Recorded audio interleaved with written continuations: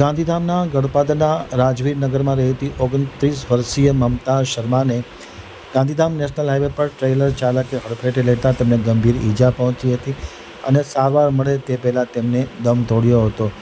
તેમના વિસ્તારમાં ભારે અરેરાટી વ્યાપી ગઈ હતી. આજે સાંજના અરસામાં અંદાજિત 7 વાગ્યાની આસપાસ ગાંધીધામ નેશનલ હાઈવે પર એક ગમખ્વાર અકસ્માત સર્જાયો હતો. મળતી માહિતી મુજબ ગળપાદરના રાજવીર નગરની રહેવાસી 29 વર્ષીય મોનિકા શર્મા નામની યુવતી એક્ટિવા પર જઈ રહી હતી ત્યારે બેફામ ડમ્પરે એક્ટિવાને અડફેટે લેતા યુવતીનું ઘટના સ્થળે જ કમકમાટીભર્યું મોત નીપજ્યું હતું.